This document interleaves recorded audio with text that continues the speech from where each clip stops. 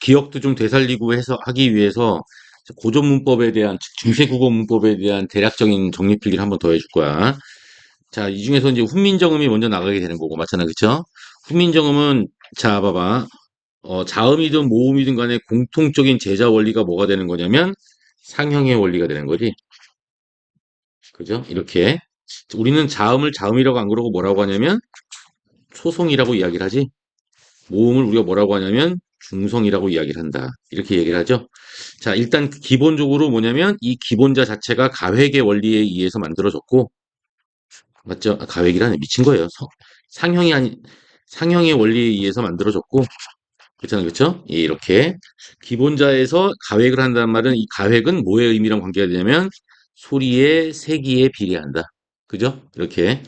자, 우리가 초성의 기본자 5개는 아설순치으로 이해를 하고, 아, 설, 순, 치, 후. 이렇게 5개에서 어금니 소리, 혓소리, 입술 소리, 입소리, 그 다음에 목소리로 이렇게 이해를 하고, 자, 각각의 기본자는 게노무쉐이,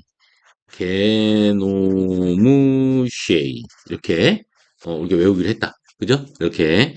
그 다음에 이제 가획자는 이 격에다 획을 하나 더한 것으로서 어차피 기억에 대한 가획, 기억과 니은과 미음과 시옷과 이응에 대한 가획은 정해져 있다. 그래서 어떻게 가는 거냐면 이렇게 하나, 둘, 그쵸? 하나, 하나, 둘, 그 다음에 하나, 둘, 하나, 둘. 이런 식으로. 하나 또는 2개의 획을 더해준다. 자, 이체자는, 보통 일반적으로는 뭐냐면, 가획이 불가능한 경우에, 가획이 되지 않는 글자에서 이체자가 발생을 한다. 라고 하는 거죠. 여기서 이제 나오는 것은 아음의 이체자로 얘기가 되는 게, 어, 요게 있다. 그리고 설음의 이체자가 되는 게, 근데 요거는 이제 리을은 문제는 뭐냐면 니은이나 디귿에서 가획을 한 게 아니라 이체잖아. 알았어요? 이렇게. 그리고 치음에서는 요게 있다. 이렇게. 자, 얘 이름을 우리는 옛 이응이라고 이야기를 하고 옛 이응이다라고 우리는 이야기를 하고 리을을 우리는 리을이라고 안 그러고 반설음이라고 이야기한다. 설음 중에서 반만설음이다. 얘도 반치음, 치음 중에서 반만치음이다. 라고 정리를 했다. 여기까지 됐어요? 자, 그 다음에 이제 중성이라고 불리우는 것도 마찬가지로 기본자는 상형이다. 천지인 삼재를 상형했다. 이렇게 얘기하겠죠? 기본자에는 결국 뭐냐면 하늘을 뜻하는 거, 땅을 뜻하는 거, 사람을 뜻하는 거 3가지가 있다. 그죠? 자, 그 다음에 이제 초출자는 기본적으로 뭐냐면 보통 이 초출자는 이 아래아죠? 이걸 아래아라고 한다. 얘 발음을 발음보호로 얘기하면 삭과 거꾸로 쓴 발음인데 이게 아와 어의 중간 발음이다. 자, 이 중에서 이 아레아에다가 아레아와 이의 결합 또는 아레아와 의의 결합이 이루어진 게 초출자다. 그래서 아레아를 기본적으로 이렇게 깔아주게 되면, 그쵸? 이것 사이에 이런 식으로, 그쵸? 이런 식으로 나타나는 게 초출자다. 그래서 연결해 주면, 자, 이런 글자가 나오게 된다. 이렇게. 제출자는 아레아가 2개가 붙는다. 이렇게 얘기했어요. 그쵸? 아레아가 2개가 붙고, 그 다음에 이랑 결합하든가, 아레아가 2개랑 겹쳐, 그 다음에 의랑 결합하든가, 이런 얘기다. 그래서 기본적으로 아레아가 세로로 2개가 되는 경우가 있고, 얌마. 자, 이렇게 세로로 2개가 되는 경우가 있고, 가로로 2개가 되는 경우가 있다. 맞잖아. 그치? 그래서 이렇게 붙든가, 이렇게 붙든가, 이렇게 붙든가, 이렇게 붙는다. 그렇죠? 연결을 하면 야여 요유가 된다. 이렇게. 자, 이 중에서 자, 우리 국어는 이 기본자와 초출자가 단모음이다. 나머지는 다 이중모음이다. 그리고 이제 제출자, 기본자, 초출자, 제출자에 포함되지 않는 플러스 알파가 있는데 우린 이것을 다른 말로 합용자라고 하고 자, 여기 있는 11개를 제외한 나머지 글자가 다 합용자에 해당이 된다. 이해되세요? 이렇게. 여기까지 됐나요? 물론 여기서는 이제 소멸어휘가 존재하는데 소멸어휘는 일단은 뭐예요, 얘들아? 뭐야, 소멸 순서에 따라서 나눠지게 되겠지만 어,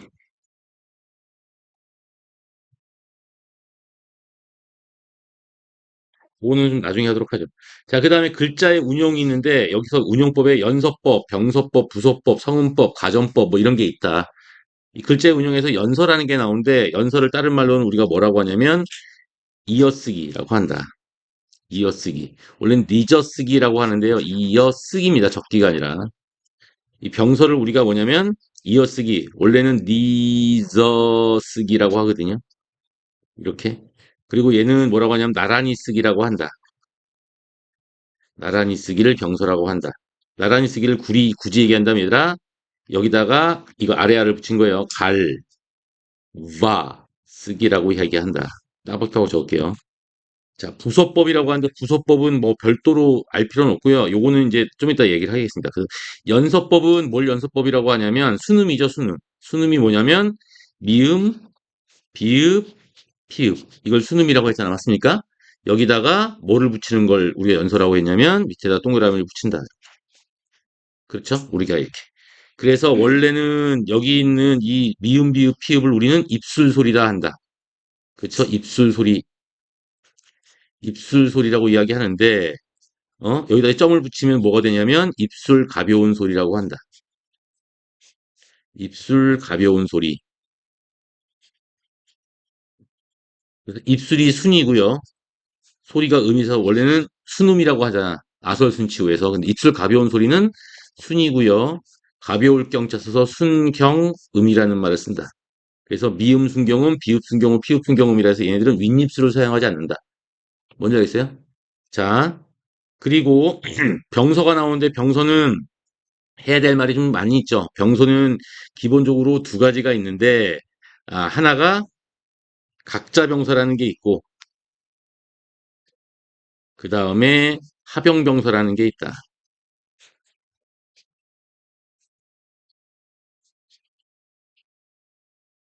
이게 존재한다. 이 각자 병서에 해당되는 말로는 이건 같은 자음끼리 나란히 쓰는 걸 얘기한다. 기역 뭐 이런 식으로 디귿 뭐 비읍 이런 쌍비읍 비읍 맞습니까? 그죠? 시옷 시옷 지읒 지읒 심지어는 뭐냐면 이응 이응 뭐 이런 것들도 다 같이 쓴다. 합영병서는 종류가 여러 개가 있지만 비읍이 선행되는 합영병서가 있는가 하면 시옷이 선행되는 합영병서가 있고 비읍 시옷이 다 같이 선행되는 합영병서가 있더라. 그래서 여기다가 뭐 이렇게 다른 자음을 붙여가지고 이런 식으로 써는 합병명사가 있더라. 이해됐죠? 우리 이때 이게 비읍계 합병명서, 시읍계 합병명서, 비읍 시읍계 합병명서라고 한다. 우리 이미 필기했던 내용들니까 정리만 할게요. 자, 여기서는 주의할 사항이 두 가지가 있다. 그 중에 하나가 뭐가 되냐면 각자 병서, 합병명서인데 이 각자 병서는 어디에만 쓰냐면라 한자 표기에만 쓴다. 한자를 우리말로 표기할 때는 각자 병서로 쓴다. 순우리말은 고유어 표기는 합병병서만 쓴다. 이해가 됐어요? 이게 되는 것이고 잘 봐봐. 요거는 중세는 이거 잘 들어. 요거죠, 요거. 요게 문제. 얘는 지금 뭐냐면 중세는 자음 두 개다. 자음 몇 개? 두 개 취급을 한다. 근데 문제는 뭐냐면 이게 현대 국어에는 한 자음 취급을 한다. 된소리 하나의 자음 취급을 한다. 요게 일단은 우리한테는 문제가 돼요. 자, 여기까지 됐어요. 자, 됐고. 자, 물론 이제 합병명사 같은 경우에 다시 한번 정리를 하지만 여기다 정리해 드릴까요? 여기다 정리를 하면 합영병서는 뭐를 만드는 거냐면 어두자음군이라는 걸 만든다. 합영병서를 통해서는 어두자음군을 만든다. 어두란 말은 첫소리, 초성을 얘기하는 거고 이 초성에 두 개 이상의 서로 다른 자음이 나오는 걸 자음군이라고 한다. 알았죠? 자, 어두자음군을 만들고 이 합영병서는 방금 전에 했던 것처럼 비읍계, 시옷계, 그 다음에 비읍, 시옷계로 나눠지게 되는데 비읍계 합영병서는 비읍 발음 플러스 그 다음에 뭐냐면 또 다른 자음이죠. 맞습니까? 비읍 발음도 합니다. 비읍 발음을 해주고 플러스 뭐냐면 기역, 디귿, 시옷, 비읍, 지읒의 발음도 같이 해준다.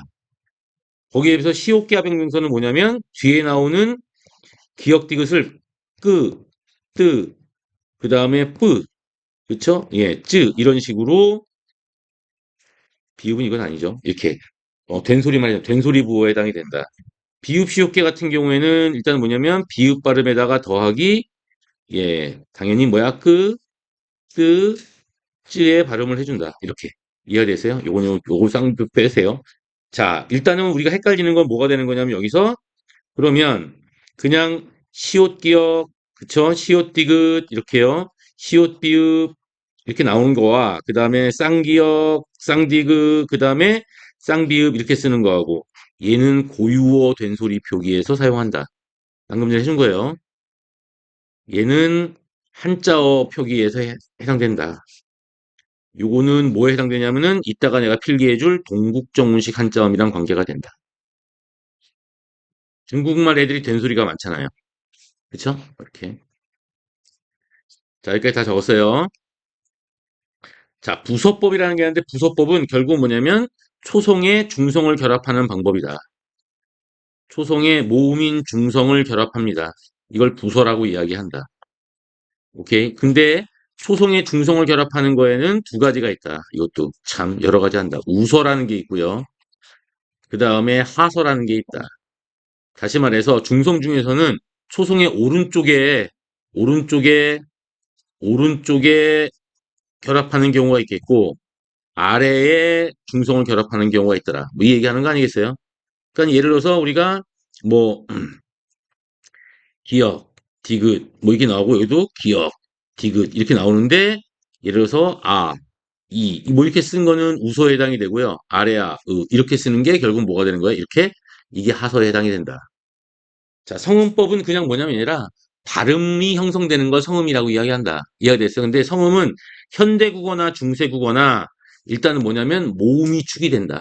현대국어는 모음만 가지고도 성음, 발음이 형성이 되지만 중세국어는요, 이 성음에서 주의해야 될 사항은 이게 결국 뭐냐면 발음되는 단위를 만드는 거야. 한마디로. 그런데 잘 봐. 현대국어는 모음만 가지고도 우리가 현대는 자, 모음 하나 이상이죠. 모음 하나만으로도 성음이 된다. 오케이? 근데 중세는 절대 그렇지 않다. 결국은 최소한 뭐는 있어야 되냐면 초성 플러스 중성의 형태만 가지고도 이 중성의 형태는 지녀야 돼. 여기다 물론 플러스 종성도 있으면 좋겠지만 요거는 선택이고요.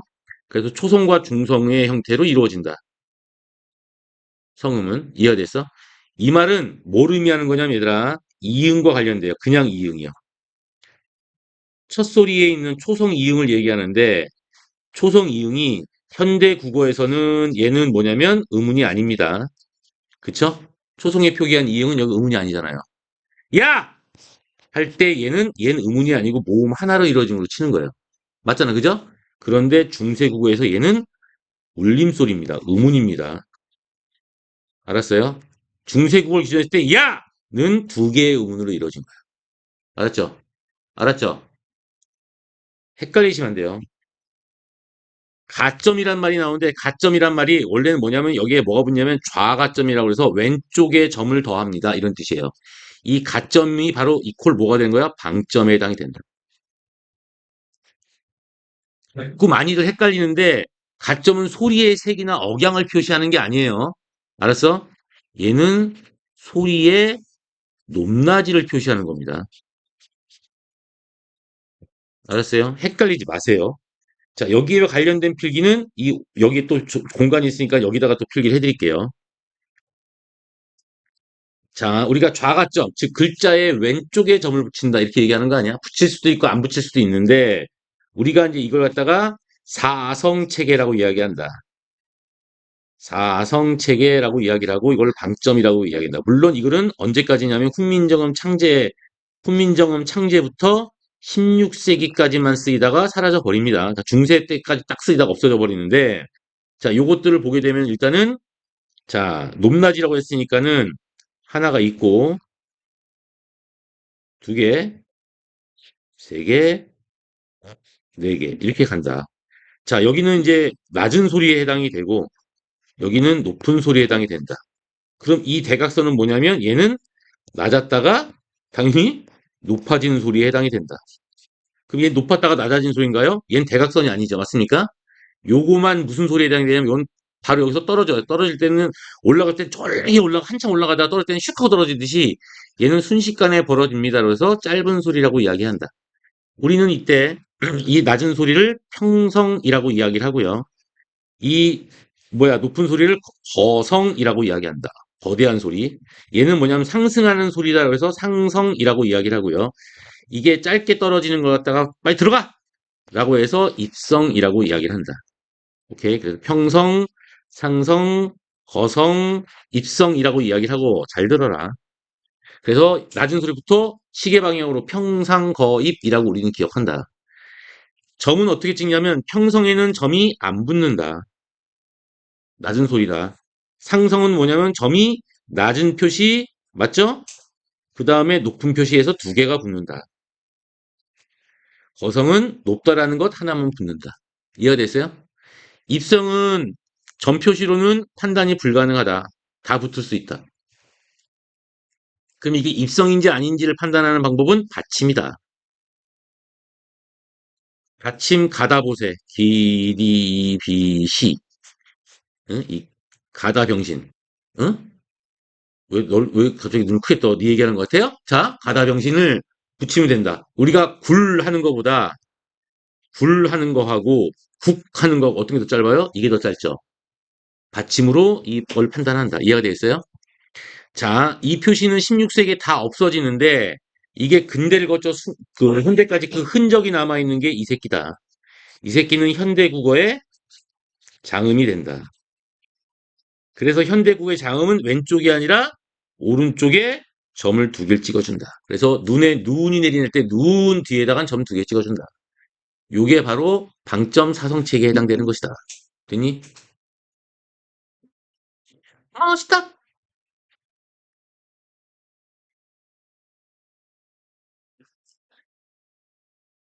알겠어요? 예, 우리끼리 대화해.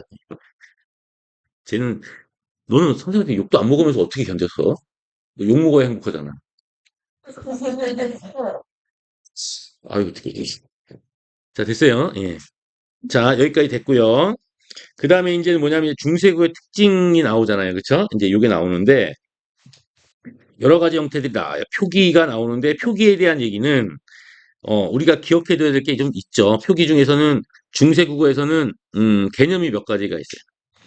아, 힘들다. 이 개념을 일단 중세국어는 표기와 관련돼서 우리가 알아야 될 개념어만 적어주는 게 나을 것 같아요. 두 가지 축에서 그려지게 되는데 하나가 뭐냐면 연철, 군철, 학교에서 중철 배웠어? 안 하셨는데요? 중철 안 배웠어? 중철 이렇게 있고 표기법 또 중에서 또 하나가 종성, 부용, 초성이라는 게 있고 그 다음에 팔종성법이라는 게 있고 팔종성 가족용이라서 가족은 패밀리가 아니랬어요. 만족하다 이렇게 얘기했습니다. 맞죠? 그리고 나서 이제 뭐가 있냐면 넘어가면 칠종성법이라는 게 있다. 이 중에서 중철과 칠종성법은 17세기 이후, 즉 근대 국어 때 17세기 이후 근대 국어에서 나타나는 특징적 표기 방법이다. 쭉 이어지고 있는 건 연철분철이다. 연철을 우리는 다른 말로 뭐라고 이야기하냐면 이어적기. 아까 연서는 이어쓰기. 맞죠? 연서법은 이어쓰기. 얘는 연철 이어적기. 의미가 달라요. 분철은 끊어적기. 그래서 어근의 본래 모양을 밝혀 적는 걸 분철이라고 이야기한다. 연철은 소리대로 적는 걸 말한다. 맞죠? 그다음 받침표기법에서는 종송부용, 초송, 팔종송, 가족용, 칠종송법이 있는데 팔종송, 가족용은 우리가 외우는 기역, 니은, 자음 순서 중에서 결국 뭐야? 기역에서부터 어디까지? 이음까지를 말한다. 맞죠? 칠종송법은 여기서 뭐가 빠지냐면 디귿이 빠진다. 그래서 기역, 니은, 미음, 비읍, 리을, 시옷, 이음 이렇게 해가지고 7개의 자음만 받침으로 표기한다. 받침 발음이 아니라 받침 표기야. 자, 그럼 종송부용 초성은 뭐냐면 받침표기법에서는 이론적으로 모든 자음이 받침이 될 수 있다라고 하는 게 종송부용 초성이다. 종송부용 초성의 개념은 두 가지가 있는데 여기다가 적어주겠다. 사성체계 밑에다가 적어주겠다. 자, 종성부용 초성은 의미가 두 가지가 된다. 첫째 의미는 종송을 위해 종송은 종송을 위해 별도의 문자를 위한 문자는 없다는 뜻이다. 종속간 초성을 위해 문자를 만들었죠?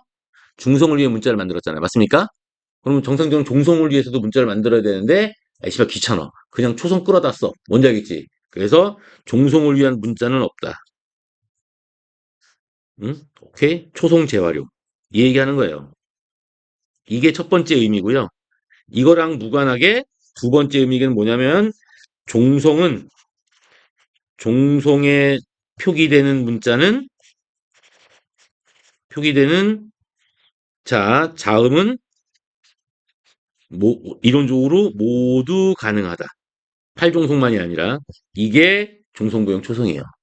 여러분들이 보통 시험에 볼 때 자 지금 이 시기에 나오는 게 뭐냐면은 석보상절 또는 뭐 월인석보 저기 용비어천가가 훈민정음 창제 초기에 나온 거거든요. 걔네들 보면은 받침에 지읒받침이나 치읒받침 나와 있는 게 있는데 그게 종성부형 초성이에요. 왜? 팔종성에 해당 안 되니까. 이해가 되세요? 자, 여기까지 되고, 자, 그 다음에 이제 의문에 대한 얘기가 나온다. 어차피 의문은 소실 의문과 관계가 된다. 의문이 소실되는 순서는 일단은 15세기를 기준으로 봤을 때, 자, 15세기를 기준으로 봤을 때 뭐랑 관계가 되냐면 승윤이 어머니야. 아까 승윤이 안 와가지고 선생님 전화했거든. 잘 봐봐. 여기 보시게 되면 15세기를 기준으로 봤을 때 순경은 비읍이라는 게 있거든요. 순경은 비읍과 여린 이읒이 15세기 때만 잠깐 쓰이고 없어져 버립니다. 알았어요? 그리고 자 반치음이 자 언제야? 17세기에 없어지거든요. 그리고 이거랑 거의 비슷한 시기에 옛 이응이 소실되고요. 그리고 마지막으로 아래아가 소실됩니다. 문자 자체로만 따지면 맞죠? 그래서 순경원 비읍을 제외하고는 10원을 가지고 산에 올라가 사과를 먹고 씨를 뱉었네 이런 식으로 외우는데 이게 이제 소실되는 기준이 뭐냐면요. 간단합니다. 순경원 비읍은 그냥 아예 모음 오나 모음 우로 바뀝니다. 알았어요? 이 여린 이웃은 그냥 없어져 버립니다.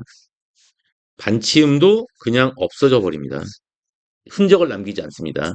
그리고 여기 나와 있는 이 꼭지 이응은, 즉, 옛 이응은 형태상으로는 뭘로 통합되니까 그냥 이응과 통합됩니다. 그래서 첫 소리에 있는 이응은 소리가 없고, 맞죠? 받침이 있는 이응만 옛 이응의 음가가 형성이 됩니다. 알았어요? 우리는 여기서 어떤 부분을 신경을 써야 되는 거냐면 여기까지 됐어요. 아래아는 다 별도로 적어줄 거거든요. 자, 아래아와 관련해서는 여기다가 적어줄게요. 그런데 아래아와 관련해서 적는다기보다도 얘들아 우리는 이 문자를 얘기할 때 중세 문자를 얘기할 때 두 가지를 얘기합니다. 이걸 구분하셔야 됩니다. 표기와 음가라는 게 있습니다. 음가는 현대 문법에서 종종 사용됩니다. 실제로 발음되는 게 아니라 얘는 얼마만큼의 음의 가치를 지니고 있습니다. 그러니까 음의 가격을 얘기하는 거예요. 오케이? 이해가 됐을까? 표기는 결국 뭐냐면 이거는 문자화 시키는 걸 표기라고 하고요. 음가라고 하는 말은 뭐냐면은 어떤 문자가 가지고 있는 소리값을 얘기합니다. 문자 각각의 소리값을 얘기한다. 오케이? 그러니까 음가가 있다 없다 이런 말 나오잖아. 맞습니까? 그럼 결국 뭐냐면 음가가 없다. 그러면 이 말은 무슨 뜻이냐면 발음이 안 된다.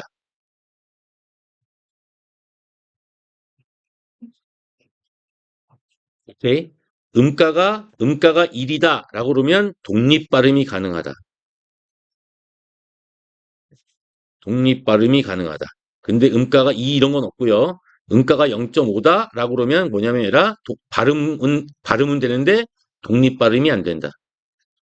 음가가 1.5다 그러면 얘는 뭐냐면 혀나 입술이 입 모양이 움직인다. 발음 기관이 움직인다. 우리가 현대국어에서 얘를 단모음이라고 하고요. 얘를 반모음이라고 하고요. 얘를 이중모음이라고 하는 거예요. 그래서 이중모음은 혀나 턱의 모양이 움직입니다. 맞지? 이런 걸 얘기하는 겁니다. 여기까지 됐어요? 됐어요? 요 개념을 알아두셔야 된다. 기본 개념이다. 고3 때까지 가져가십시오. 자, 그러고 나서 이제 우리는 여러분들이 뻔히 알고 있는 아레아라고 불리는 아레아의 소실 과정을 보시는데 이 새끼가 조금 복잡하다. 나는 최대한 단순하게 설명하려고 하다 보니까는 다른 교과서에서는 되게 왜곡된 설명이 나오는데 나도 여러분들 복잡하게 설명하면은 오히려 단순하게 설명한 학교 과정에 비해서 더 어려워지니까 단순하게 설명하겠다. 얘는 소실은 1차 소실과 2차 소실로 나눠진다. 소실은 솔직히 뭐냐면 3차 소실까지 나눠진다. 결국은 안 단순해졌다. 뭐 이렇게 어렵냐? 아래아는 원칙적으로 아와 어의 중간 발음이라고 하지만 우리나라의 발음 기관이나 우리의 머릿속에는 아와 어의 중간 발음을 만들 수 있는 구강 구조가 아니다. 그 발음하기가 어렵다. 발음을 구분할 수도 없다. 이해됐어요? 그래서 당연히 없어져야 정상이다. 여기까지 됐어요? 그래서 없어졌어요. 15세기에만 사용하다가 없어집니다. 1차 소실은 언제냐면 16세기에 1차 소실이 이루어진다. 2차 소실은 18세기에 이루어진다. 3차 소실은 20세기에 이루어진다. 말이 20세기지 저기 어디야 경북 안동 이런 데는 1950년대까지도 아래아를 썼다. 자, 1차 소실은 어디서 나가냐면 아니라 첫 번째 첫 음절, 첫 번째 글자를 제외한 두 번째죠. 맞습니까? 그쵸? 두 번째 음절 이후에서 아래아가 소실된다.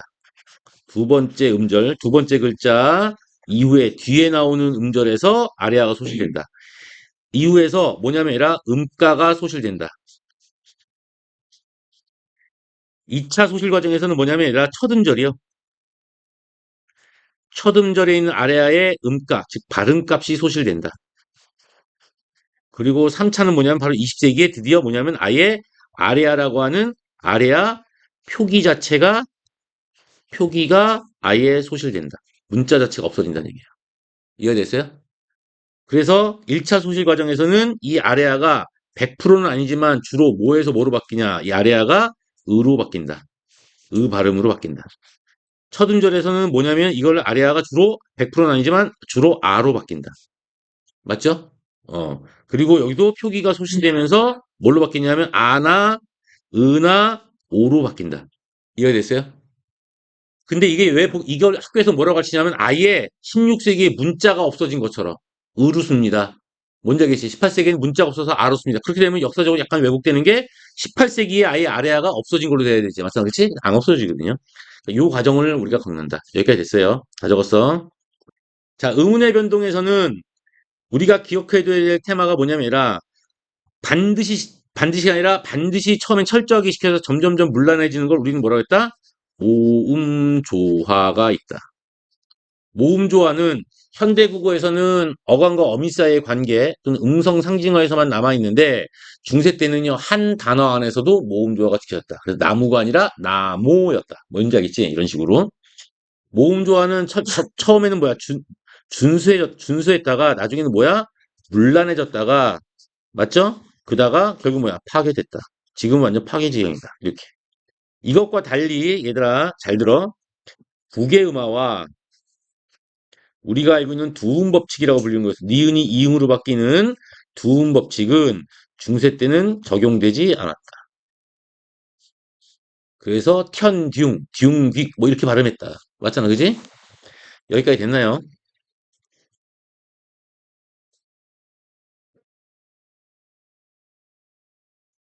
자, 우리가 기억해야 될, 이거는 이제 수업을 했으니까는 편하게 갑시다.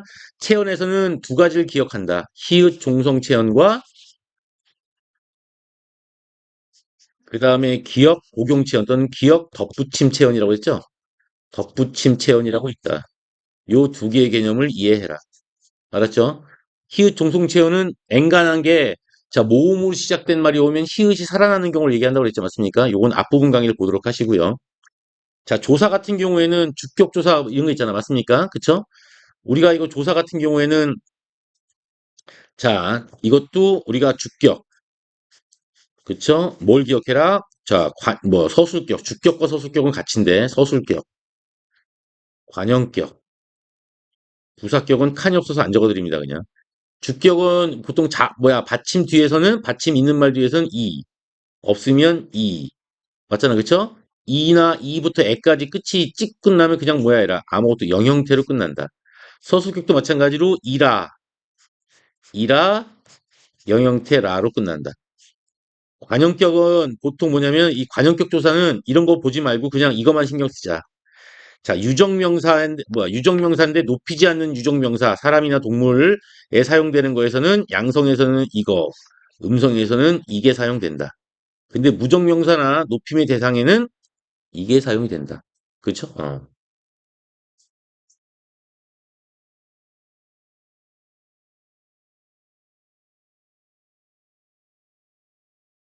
자, 용언에서는 결국은 뭐냐면 두 가지를 우리가 떠올려야 된다.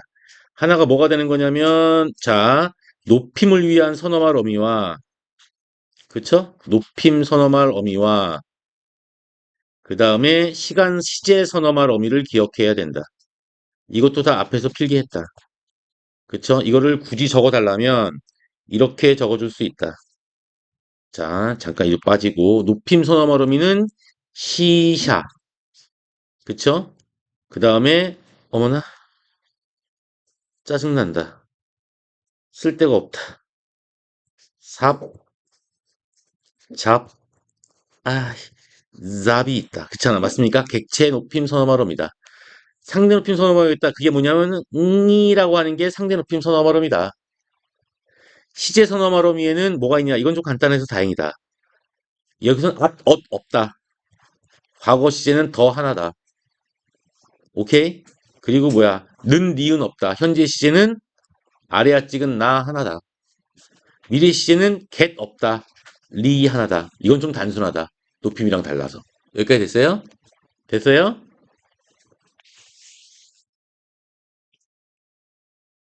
자, 문장 내에서 의문문을 만들 때는 여러 가지가 있더라. 우리는 의문문에서는 우리가 뭐라고 했냐면 얘라 그 아형 오른쪽에다가 모음을 붙이는 우서형 어미나 이런 걸 붙이는 거지.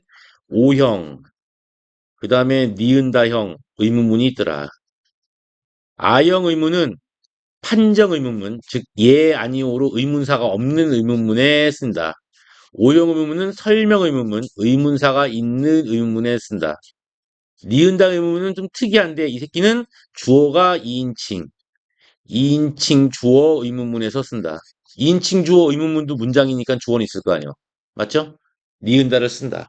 이때 니은다는 설명 의문문과 판정 의문이 형태가 똑같다. 오케이? 이해가 됐어요? 요걸 쓰시면 되는 거예요.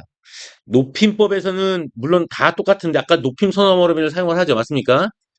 그죠? 요게 나오는 거고 보통 조사 같은 경우에는 어떤 게 많이 사용되냐면은 깨서가 이것도 뭐가 사용되냐면 얘들아 모음조가 사용돼서 양성모음 앞에서는 시옷기역이야 깨가 아래아를 붙이고 깨서예요. 음성모음 앞에서는 의를 붙여서 깨서가 돼요. 이게 부사격 조사도 마찬가지로 깨가 아니라 양성모음, 음성모음의 형태로 이루어져요. 높임법은 이런 것만 이루어진 게 아니라 상대 높임에서 자, 우리나라는 상대 높임 격식체가 4개의 등분으로 이루어진다. 맞아요? 맞죠? 오케이? 그런데 중세국어는 2개밖에 안 이루어진다. 그게 뭐냐? 쇼, 셔체. 여러분, 우리 현대국어의 하식 시호체에 해당이 됩니다. 그 다음 게 조금 여러분한테는 좀 미안한데, 얘들아. 하야서체. 이게 우리 현대국어의 하오체에 해당이 되고요. 그 다음에 하라체. 하라체는 현대국어의 헤라체에 해당이 됩니다. 비격시체는 없다. 여기까지 됐어요? 응. 요거는 굳이 기억 안 하셔도 돼요. 학교에 안 가르치면. 자, 시제 같은 경우가 뭐가 있는 거냐면, 시제는 당연히 과거, 현재, 미래가 있는 거 아니겠습니까? 그쵸? 아까 선생님이 시제할 때 뭐 했어요? 시제 선어그램을 통해서 이해해줬죠. 맞습니까? 그거 보시면 돼요. 다만 시제에서 특이한 부분은, 잘 봐봐. 과거와 현재가 좀 특이한데, 어떻게 특이하냐? 과거 같은 경우에, 잘 봐봐라. 어차피 어간 뒤에 덜을 붙입니다. 맞습니까? 과거 시제 선어그램이니까. 근데 단, 특이한 게 하나가 있는데, 동사는 기본형 그대로 써도 가능하다. 기본형 그대로 이거는 과거 시제를 보입니다. 이해됐어요? 그래서 유주 죽다 이러면 죽었다야 죽는다가 아니라 이해가 됐어요? 우리가 보통 현대구에서는 유주 죽다 그러면 오 유주 죽는 영화인가 보다 이러잖아 맞습니까? 근데 중세에서는 죽었어. 뭔지 알겠어요? 네, 이거야. 불쌍하냐. 생일 전날. 자, 여기 보게 되면 또 하나가 뭐냐면 현재 시제가 있다. 현재 시제는 현대국어도 똑같은데요. 얘는 어간 뒤에 더가 아니라 얘는 그냥 아예 동사와 형용사가 완전히 다릅니다. 동사는 어간 뒤에 나가 붙는다. 현재 시제 서머럼이. 형용사는 기본형 그대로. 도가 아니라 그냥 기본형 그대로다. 이건 현대국어도 마찬가지잖아. 맞죠? 유주는 밉다. 그대로잖아. 아씨, 되게 진지한 눈빛을 보내니까 지금 부담 쩐다. 여기까지 이해됐어요? 오케이. 여기다가 이제 이만큼의 공간이 남아있으니까 선생님이 필기를 하나 더 해주는데, 자, 앞 시간 때 수업을 안 해줬던, 학교에서 가르칠지 안 가르칠지도 몰랐던, 바로 동국정운식 한자음에 대한 필기를 해드리겠습니다. 안정은 안 쌤치요? 난 시험 문제 나 틀려도 몰라요. 등신아. 알았죠? 등신고등학교, 우리, 자, 봐. 동국정운식 한자음이 나오는데, 이거는 한자 발음이 아니에요. 한자음이라서 한자 발음이 아니라 동국정운식 한자음 표기법입니다. 그러니까 결국 뭐 동국정운식 한자음 표기법은 이 동국정운이 뭐야, 얘들아? 이게 우리 조선에서 발행된 중국어 회화책이야. 중국어 회화책이야. 그러니까 회화책이니까 뭐야? I am a student 이렇게 쓰면 안 될 거 아니야. 맞습니까? I'm still 뭐 이렇게 해야 될 거 아니야. 맞잖아? 그러다 보니까 결국 뭐냐면 이거는 이 동국정운식 한자음의 핵심은 뭐냐면 뭐에 가깝게 표기한다? 중국 발음에 최대한 가깝게 표기한다. 여기까지 됐어? 우리는 이때 어차피 목표가 가장 이상적인 게 뭐야? 중국 발음이지, 맞습니까? 이 중국 발음을 여기서는 이상음이라고 이야기한다. 그러면 거꾸로 뭐냐면 조선 발음을 우리는 현실음이라고 이야기한다. 이해가 됐어요? 그래서 동국정운식 한자음의 특징을 얘기하면 등신고등학교 조윤아, 살래? 죽을래? 자, 1번. 얘들아, 삼성체계라는 게, 야, 이 새끼야, 너 때문에 지금 이렇게 됐잖아. 등신고등학교 조윤아, 삼성체계입니다. 삼성체계라는 게 뭐냐면, 얘라, 한 음절당 초성, 중성, 종성을 얘기합니다. 그러니까 삼성체계를 다 지켜야 됩니다. 이 말은 고유어는 받침이 발음이 안 되면 초성과 중성만으로도 발음이 표기가 됩니다. 맞지? 그런데 결국 뭐냐면 얘는 초중정성을 모두 표기해라. 이런 발음 안 되는 종성도 표기해야 될 거 아니야. 맞잖아. 그치? 여기서 어떤 개념이 나오는 거냐면 바로 발음이 되지 않는 표기만 되는 종성, 즉 형식 종성이라는 게 나온다. 오케이? 여기에는 음가는 있는데 발음이 되지 않는 바로 그 유명한 이응이 받침으로 사용되는 경우가 여기에 해당이 된다. 이것뿐만 아니라 우리 연서법에 의해서 만들어진 것 중에 이거 있다. 미음 밑에 이응을 쓴다. 우리가 순경음 비음 발음하잖아. 브 하고 발음하잖아. V 발음이 나는 거야. 피읍 다음에 붙으면 fuck you. F 발음이 나는 거야. 맞습니까? 근데 미음은 하면 발음이 약하거나 안 난다. 그래서 얘도 발음이 안 나는 형식 종송으로 표기를 한다. 이해가 됐어요? 여기까지 됐어요? 그래서 옛날에 콩두자를 중국어로 할 때 어떻게 했냐면 이렇게 썼어요. 그럼 뭐라고 발음하냐면 듀 아이씨 몰라. 자, 아무튼간 이렇게 이해가 됐어요? 이렇게 발음한다. 그 쌍비의 아래 있는 건 어떻게 봐요? 뭐라고요? 쌍비읍? fuck! 듣고 싶었던 거지? 자, 그러면 그 다음에 나오는 게 뭐냐면 아까 이상음이라고 그랬죠. 맞습니까? 조선 발음으로 표기하지 않고 현실음이 아니라 중국 발음에 가까운 이상음 표기를 한다. 이 이상음 표기가 또 여러 개가 있다. 이상음 표기란 말은 결론은 뭐냐?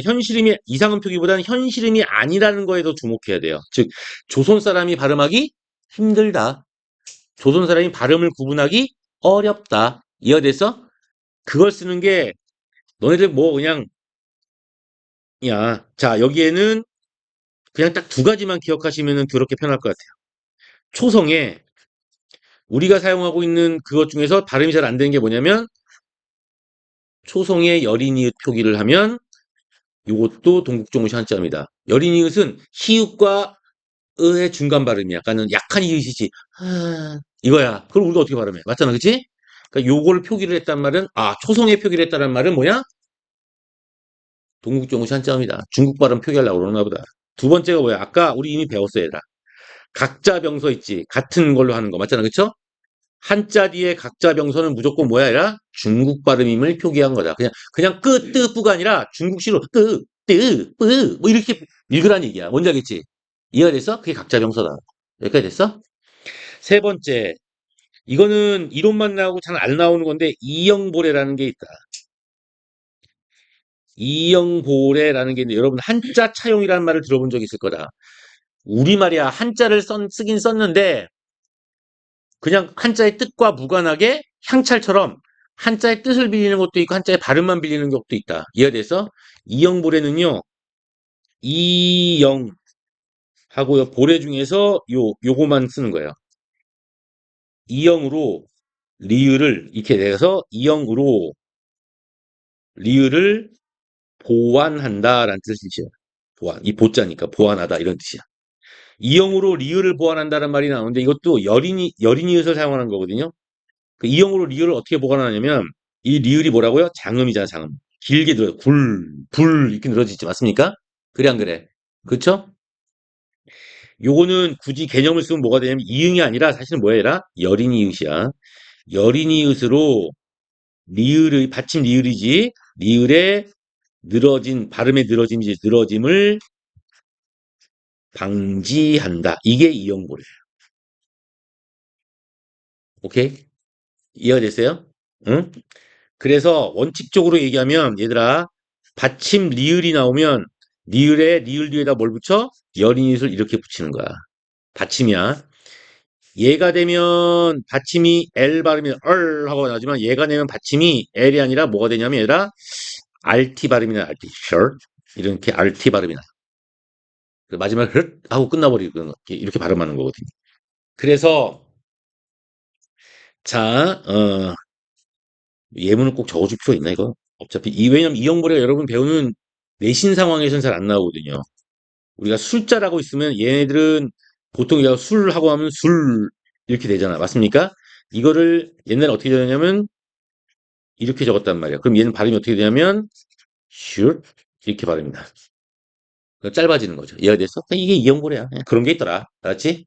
여기까지가 선생님이 해줄 수 있는 일단은 그냥 최단기 고전문법 정리. 오케이? 이 문제는 삽잡잡 그 객치높임 소화음이 삽잡잡 중에서 뭐가 들어갈 거가 중요한 게 아니라 우리가 의문 중에서 비읍이 있잖아. 비읍 다음에 이게 받침이야, 맞습니까? 이게 종성이야, 종성. 종성에 사용된 비읍이야. 그치? 그리고 또 하나가 뭐냐면 종성에 사용된 시옷이야. 이것이 뒤에 뭐랑 결합하면 모음과 결합하면 이게 뭐랑 결합하면 모음과 결합하면 100%는 아니지만 오케이. 한 10개 중에 7개 70% 정도는 뭘로 바뀌게 되냐면 순경은 비읍으로 바뀝니다. 오케이. 얘도 마찬가지 이렇게 모음과 결합하면 얘도 마찬가지로 70% 정도는 반치음으로 울림소리로 바뀐다는 얘기야. 원래 안 울림소리가 울림소리와 울림소리 사이 또는 모음과 모음 사이에 있을 때는 울림소리로 바뀌는 거거든, 발음상. 그게 그대로 반영이 되는 거다. 이게 돼서 결국은 뭐냐면 얘는 이렇게 된 다음에 그 다음에 뭐가 된다? 연음이 됩니다. 얘도 이렇게 된 다음에 뭐야 받침으로 남아있는 게 아니라 지금 요즘 수업 듣고 있는 거 맞아? 펜이 안 움직이고 있는데 연음이 됩니다. 내가 지금 필기하고 있는데 보지도 않고 있거든요. 어, 말대꾸 하는데요, 저. 너 이따 집에 가면 잠깐 들러 알았어? 콧구멍 평수를 2배로 늘려주겠다. 아니 나한테 들으라고. 나한테 들으라고. 집에 가기 전에 이따가 빙신아. 내가 그냥 콧구멍 평수를 2배로 늘려주마. 내 평수로 만들어주마. 외계인이 되는 거지. 자 여기 봐봐. 여기까지 됐어? 이렇게 만들어준다. 이게 그래서 나중에 순경운 비읍이 없어지면서 뭘로 바뀐다? 이것 때문에 순경운 비읍이 소실되면서 오나 무가 된다. 이것도 마찬가지로 뭐냐, 받침이 없어지면서 아예 영형태가 된다. 이해가 됐어? 이게 현대국어에서 받침 비읍이 다이렉트로 이렇게 바뀌게 되는 게 현대국어의 뭐에 해당된다? 비읍불규칙에 해당이 된다. 그대로 이게 중세 때부터 이어진 거야. 이게 현대국의 비읍불규칙이 온아우로 바뀌는 게 바로 뭐야? 순경은 비읍대입니다. 이것도 마찬가지로 다이렉트로 이렇게 바뀌면 현대국어의 시옷불규칙이 된다. 여기까지 이해됐어요? 그래서 당연히 여기서는 뭐가 되는 거냐면 3번이 된다. 맞죠? 듣사 밤이니까. 이게 듣잡다잖아. 맞습니까? 듣잡다의 어간 듣잡에다가 어간 아니죠. 듣에다가 잡이 붙고 맞잖아. 그쵸? 아명가 붙은 거예요. 그러니까 얘가 뭘로 바뀌어야 돼요? 순경은 비우라 해서 일로 와야 되는 거 아니에요? 얘는 되려면 성경을 비밀 돼야 돼요.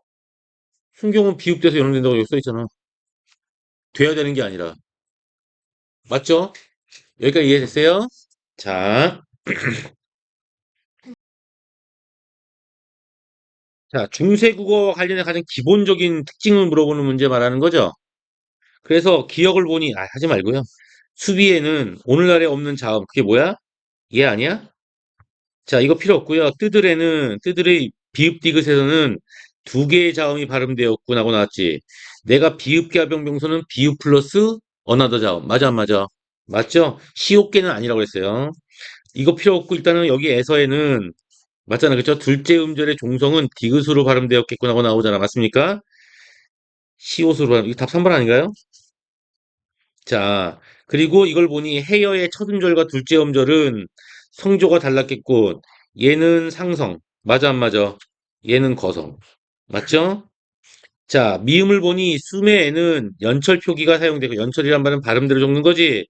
원래는 뭐냐면 얘, 숨, 애잖아. 맞습니까? 이걸 발음대로 이렇게 적은 거 아니야? 연철 표기 맞죠? 3번인데, 둘째 음절의 종성은 디귿으로 발음되었겠군 하고 나오잖아. 이게 왜 그러냐면 여기는 음절의 끝소리 유칙이 적용되는 거 안 되는 거야? 안 되는 거야. 알았어? 자, 이거 좋은 질문이에요. 이거 생각보다 얘들아. 여기 밑에다 적어줄게요. 내가 뭐라고 했냐면 중세 국어는 팔종성 가족용. 맞죠? 그리고 17세기 이후의 근대 국어에는 칠종성법. 오케이? 얘와 얘의 차이점 얘는 기역, 니은, 디귿, 리을, 미음, 비읍, 시옷, 이응 맞죠? 근데 칠종성은 기역, 니은, 리을, 미음, 비읍, 시옷, 이응 맞죠? 결국은 뭐냐면 얘는 받침 표기로 디귿과 시옷 표기가 다 되는데 얘는 시옷 표기만 됩니다. 이거잖아. 맞잖아? 이것이 의미만 바는 어차피 표기가 발음을 반영한다는 전제로 했을 때 얘는 결국 뭐냐면 받침 디귿과 그 다음에 뭐야?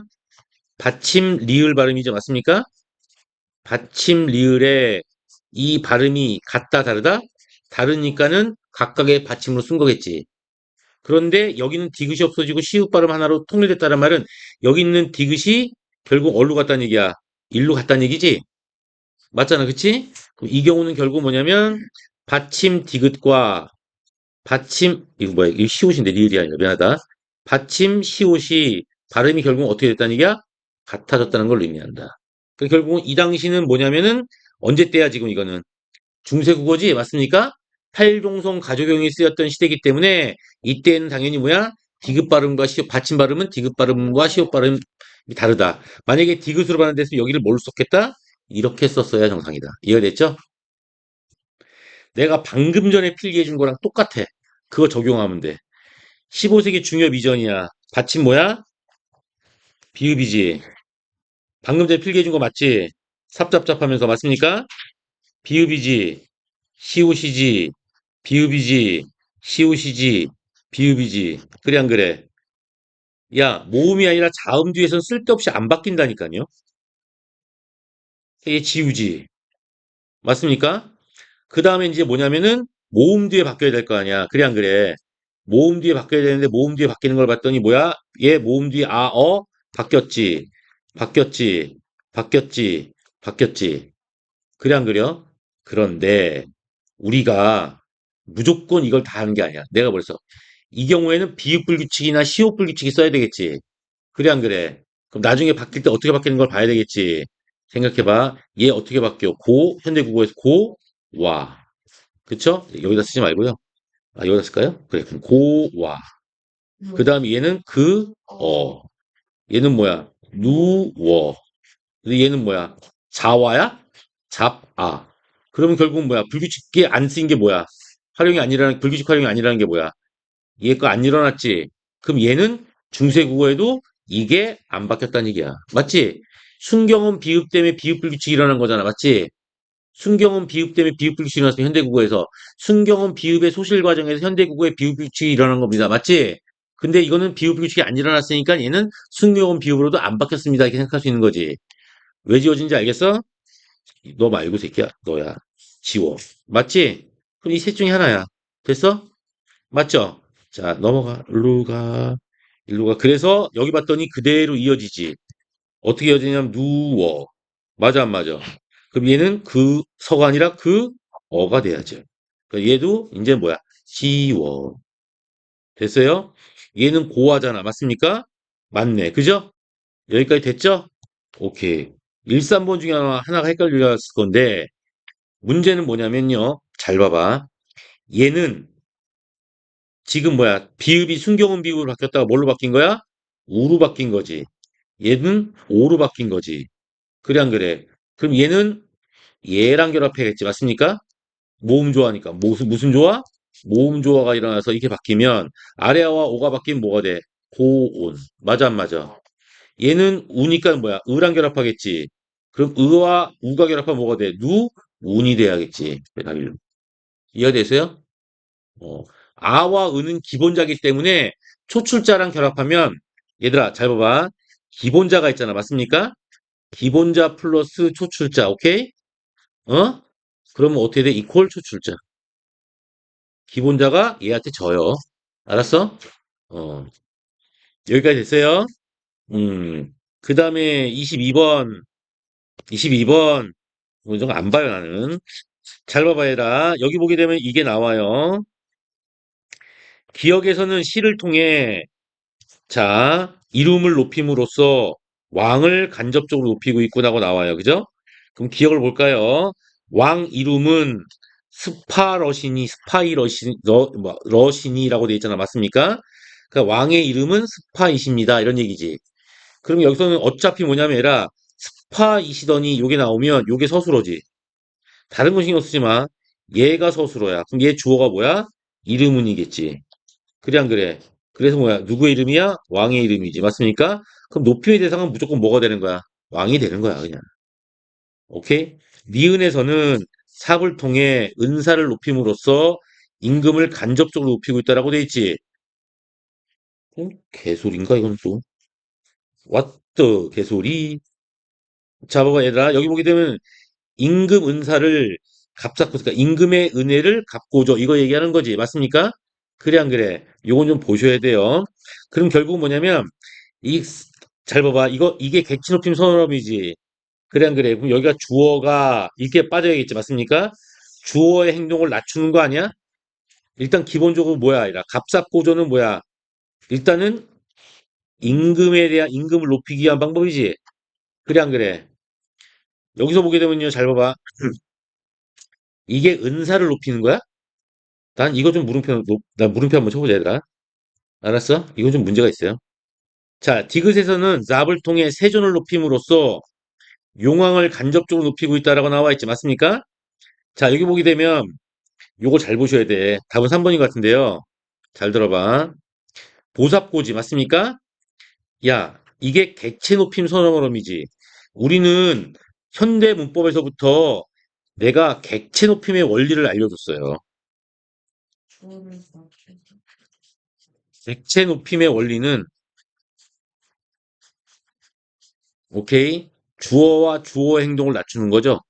주어 또는 주어의 행동이야. 주어 또는 주어의 행동을 낮추는 거지. 낮춤으로써 요 상대적으로 뭐야? 목적어와 또는 또 목적어 또는 부사어의 위상을 높이는 거야. 여기까지 이해됐어? 이게 주체 높임의 원리, 객체 높임의 원리야. 그럼 잘 봐봐.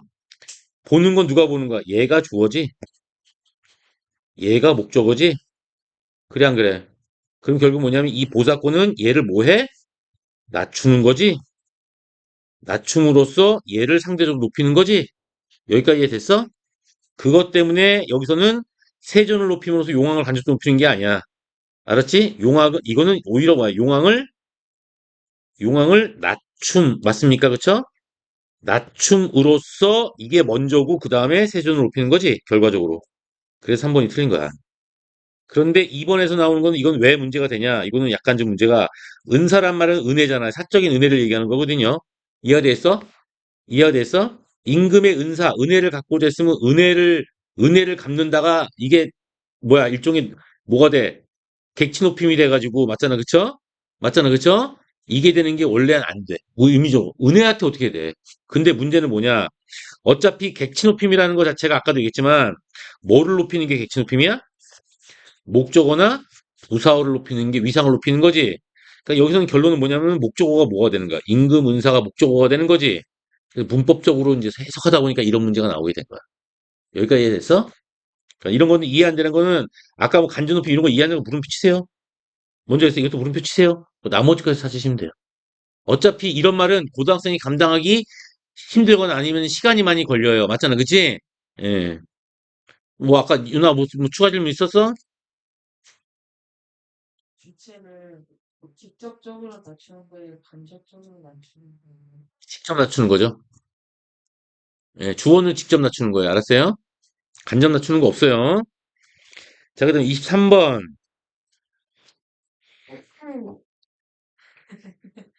이건 지원하면 안 될 것 같습니다. 뭐 이거? 근데 얘 23번 틀렸다는데? 안 아니, 못 풀었어요. 쌤한테 혼날 것 같은데. 음, 일단은 요 두 개는 빼시고요. 맞잖아, 그쵸? A, D하고 B, C 나오는 거 아니에요? A, D가 이건 뭐가 되면 얘는 간접 높임. 학생 뒤에 2번 이번 나올 하면 거예요. 돼. 학생 이거만 하면 되는 거야? B와 A, C, D예요? 아, 이게 죽을라고. 주체 높임. 객체 높임. 맞잖아. 네. 뭐 나왔어? 높임 표현에서는 여드모배. 이거 특수어휘. 뭐를 위한? 뭐를 위한 특수어휘? 그쵸? 특수어휘 for. 맞잖아. 그쵸? 객체 높임. 그렇구나. 됐어요? 여기까지예요.